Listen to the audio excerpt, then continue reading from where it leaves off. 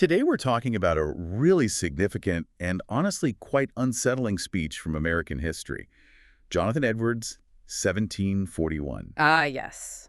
It's foundational, really. Not just a sermon, it sort of set the tone for that whole fire and brimstone approach for, well, centuries. Absolutely. And the core idea is pretty stark. It is. Edwards lays it out right away. Anyone outside of salvation is, at every single moment, basically hanging over the pit of hell. Right. Poised right over it. And the only thing preventing them from falling in instantly is what he calls the sovereign mercy of God. That phrase, sovereign mercy, let's pause on that. What does that really mean in this context for someone listening today? Well, sovereign means completely unconstrained. It's God's choice alone. It's not earned. You don't merit it. It's almost arbitrary from our point of view. So being a good person or being healthy, that doesn't protect you. Not according to Edwards. Not at all. You're safe only because God, in that specific moment, chooses not to let you fall. The underlying belief is crystal clear. Justice demands sin be punished. And God's mercy is the only thing hitting pause on that. Exactly. His gracious restraint. That's the only thing delaying eternal ruin. Okay, but then why wouldn't things like good health or, having a successful life, why wouldn't those count for something? Most people see that as a sign of Wait, failures. what? Edwards would say that's irrelevant to your spiritual state. He makes it plain.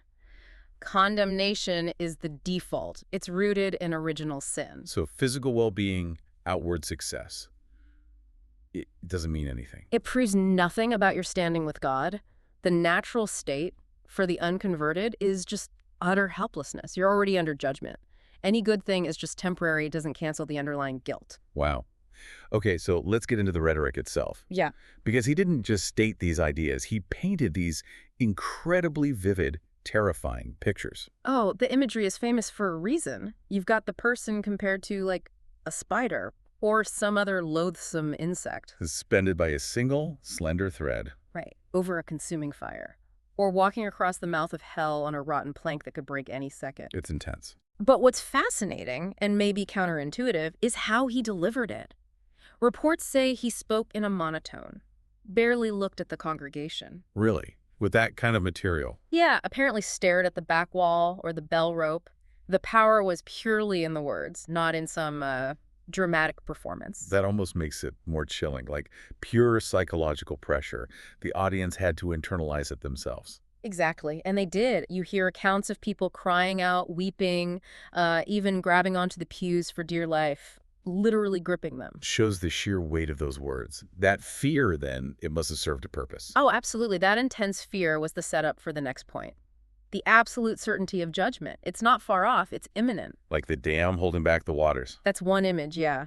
God's wrath is like these great waters building up behind a fragile dam ready to burst at any second.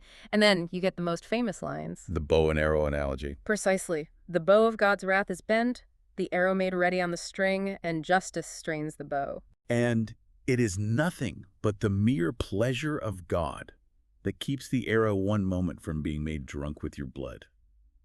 Chillin' stuff. It really drives home that imminence. You deserve this now because all people are born sinners. Only God's whim holds it back. Okay, so if you've terrified the audience into believing their moments from damnation, how do they even act? Does he just leave them paralyzed in fear? No, that's the crucial pivot.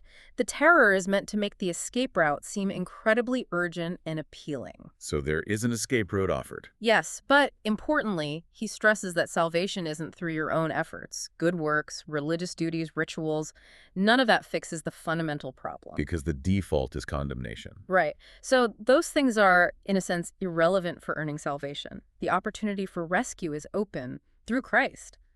But it's a limited time offer. The window is closing. That's the critical urgency. You have to cast yourself completely on God's mercy through faith in Christ, and you have to do it now. Immediately. Delay is dangerous. Extremely dangerous. Delay could mean eternal loss. God's patience, Edwards warns, isn't infinite. It will be withdrawn.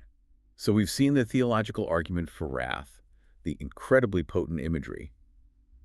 It all funnels down to this single point act now. That's the core message, yes. The urgency is everything. So for you listening, think about that combination. Yeah, reflect on how Edwards used both cold logic, the theological case for why judgment is deserved, and this incredibly powerful emotional imagery. He appealed to the mind and the gut, And that blend awakened people's consciences in a way that shaped religious history. It really did. And it Yeah. makes you think about how that combination reason and emotion is still such a powerful tool in persuasion today, in all sorts of contexts, something to really consider.